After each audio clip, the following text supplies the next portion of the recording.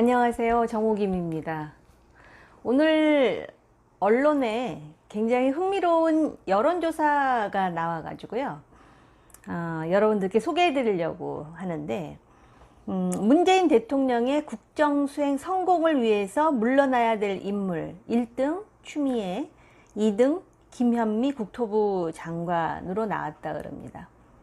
그런데 또 흥미로운 내용은 국정수행에 많은 기여를 한 인물 역시 1등 추미애 법무, 그리고 꼴등 김현미 국토부 장관으로 나왔다고 하네요. 요새 여성들이 이 언론에 만만치 않게 등장을 해요.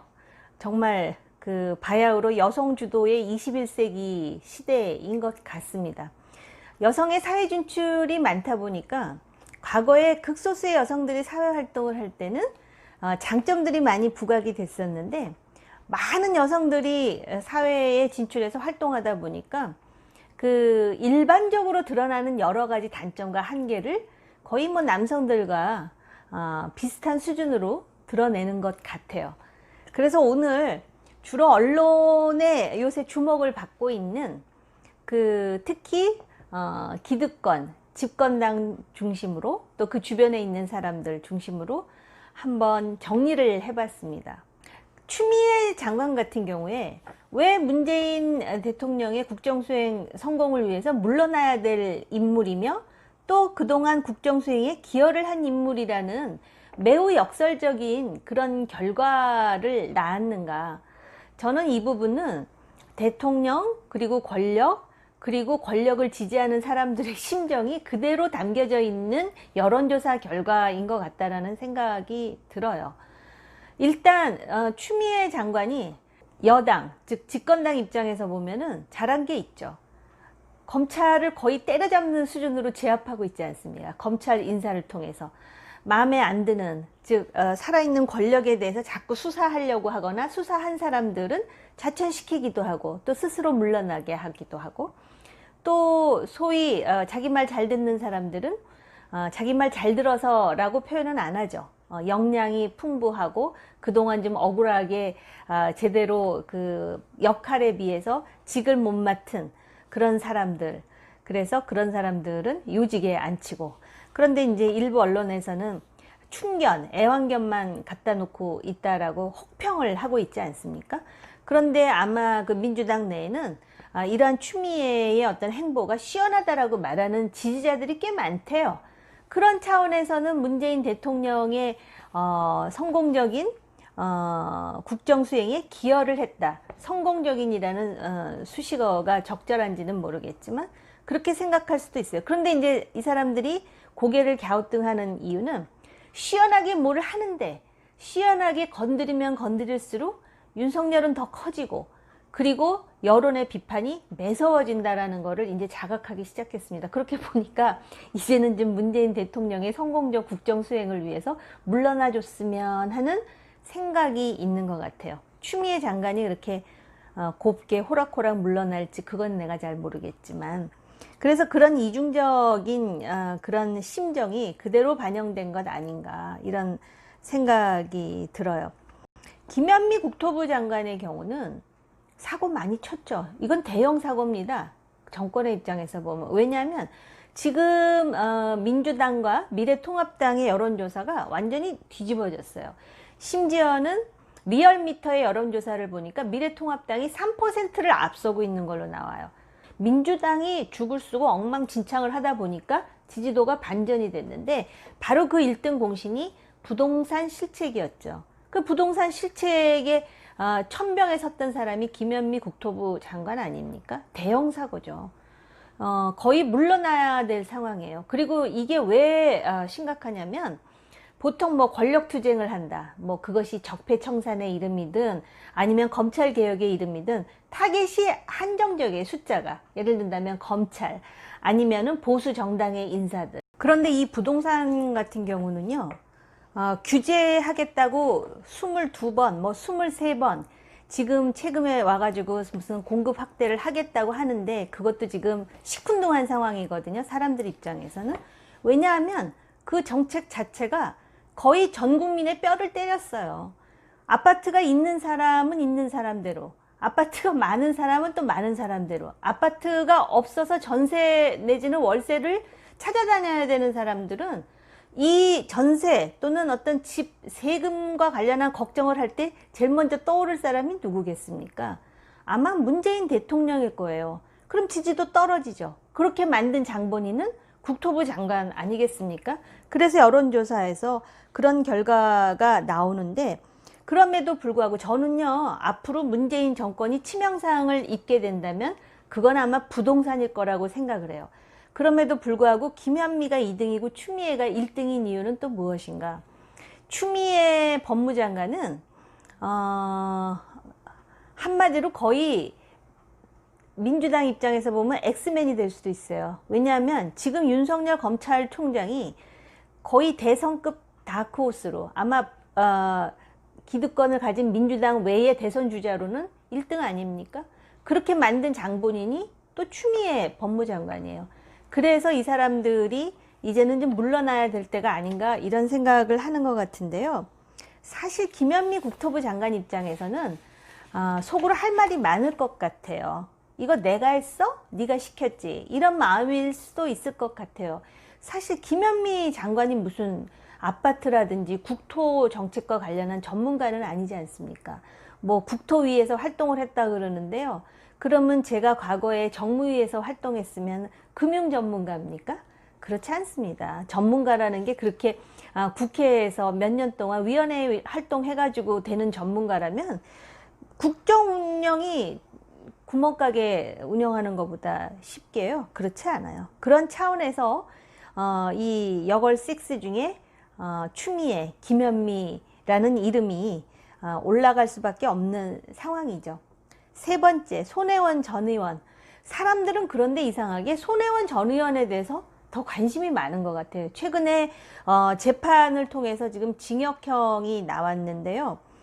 이 사람은 굉장히 능력 있는 광고 전문가로 알려져 있고, 그 더불어민주당 장명한 장본인이 바로 손혜원 전 의원이요. 굉장히 강하죠.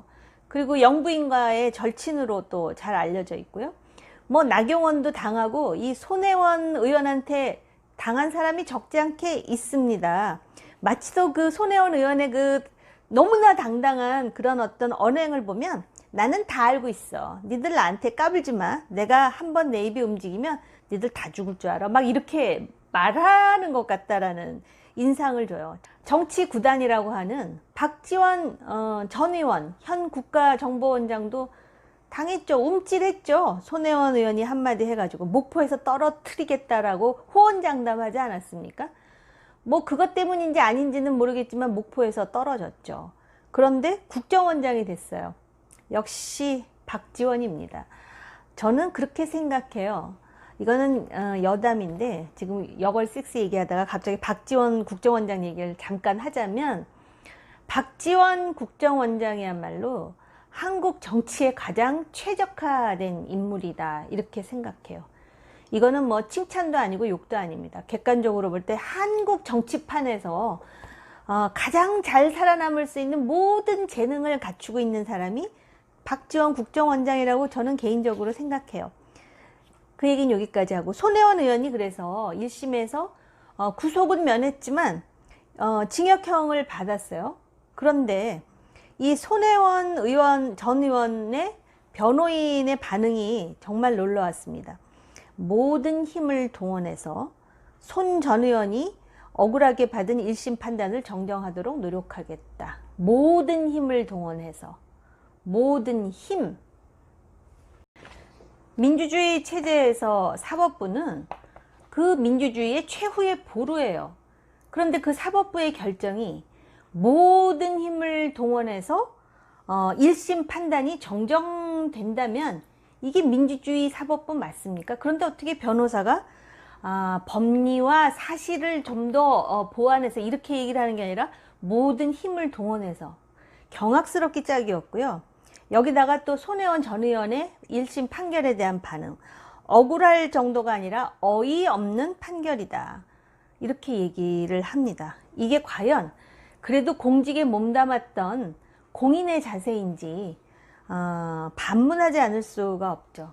이러한 그 태도를 보니까 느닷없이 조국 백서가 생각이 나요. 조국 백서에 보면 뭐라고 돼 있냐면, 개혁가라 함은 많든 적든 존재와 의식이 불일치하는 경향이 있다. 뭐 그렇게 내용이 나오잖아요. 존재와 의식. 그러니까는 내 말은 군자처럼 하고 행동은 속물처럼 해도 그게 개혁가다, 뭐 그런 얘기인지는 모르겠는데, 아무튼 억울한 게 많다고 하니 모든 힘을 동원하지 말고 정말 억울한 것을 뒷받침해 줄 수 있는 사실과 법리를 가지고 다퉈야 합니다. 이게 대한민국 사법체제인데, 아무튼 바로 그러한 논란되는 이러한 언행 때문에 지금 언론의 상당 부분을 장식하는 손혜원 전 의원입니다.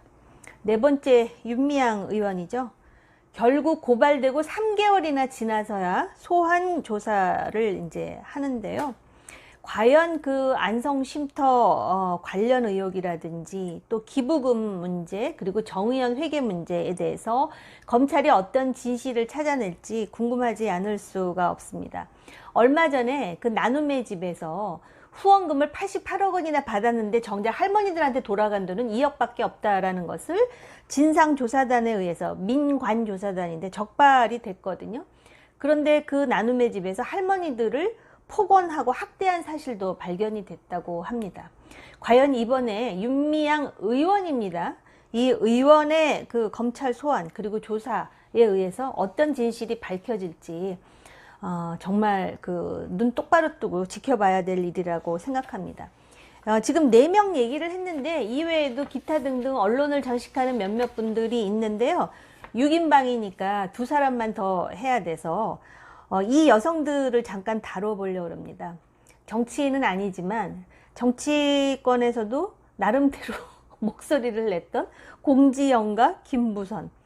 공지영 작가가 김부선 씨하고 싸우면서 SNS를 중단했다라는 기사가 다소 크게 나왔어요. 근데 그 내용은요, 거의 19금이라 제 입으로 말하기도 싫어요. 그러니까 여러분들 각자 언론에서 찾아보시고요.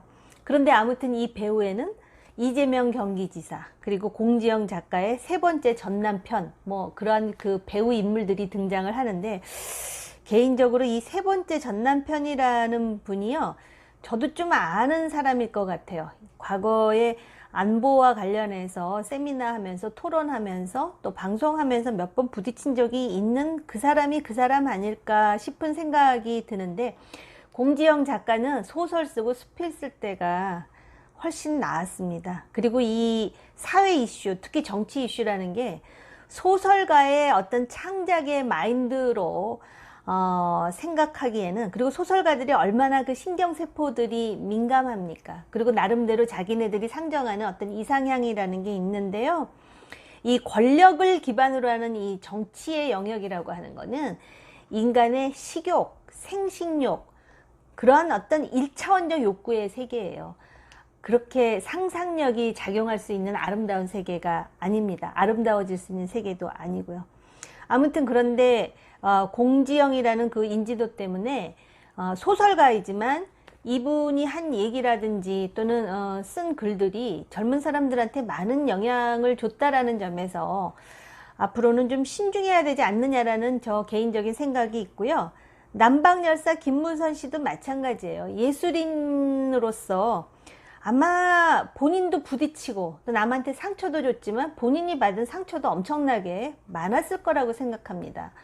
아무리 멘탈 갑이라 그러지만 이 사람도 다 인간인데 본인들도 굉장히 힘들 것 같다라는 생각이 드네요. 특히 김부선 씨 같은 경우는 남방열사 거기까지가 좋았던 것 같아요. 그 이상의 스토리는 여러 가지로 좀 유감이라는 생각이 들고요. 이렇게 6명의 그 언론에 자주 오르내리는 여성들에 대해서 정리를 하면서 제가 이제 과거에 그 공부를 할 때 여성 정치, 뭐 비단 정치의 영역뿐만 아니라 여성이 사회를 변화시킬 때 남성과 비교해서 장점으로 부각되는 덕목이라는 게 있거든요.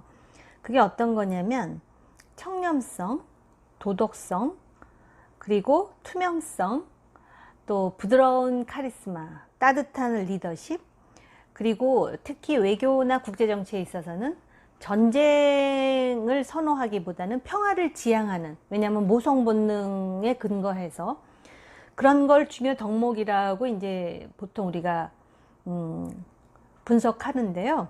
여기에 더 중요한 덕목이 뭐냐면 바로 전문성입니다. 그러니까는 이러한 덕목 플러스 그 자기 영역에서 탁월한 전문성을 보여줄 때 빛이 나는 거거든요. 그러면 이러한 덕목과 전문성을 가진 사회 활동하는 여성 누가 있을까? 이 6명은 과연 이러한 덕목들을 제대로 갖추고 있는가?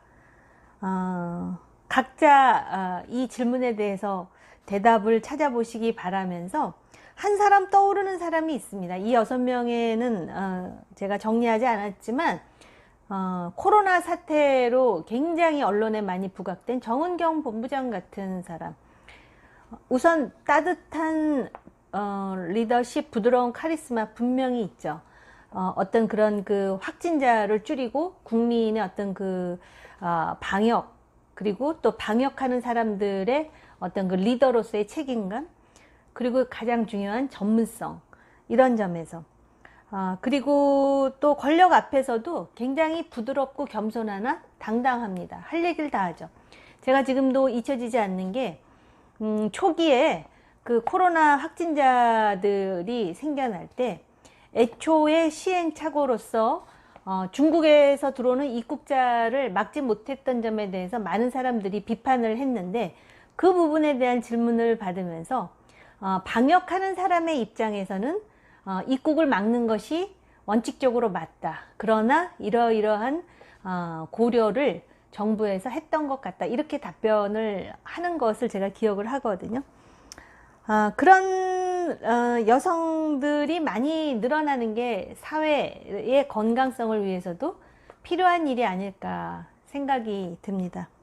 또 한 가지 첨언을 하자면, 지금 이 논란이 많은 여걸6 말고 이 사람들은 진짜 이 사회에 살면서 정말 신명나게 만들어주는 여걸6야. 그런 또 다른 여걸6가 좀 등장해야 되지 않겠습니까? 짜증나게 하지 말고 말이죠.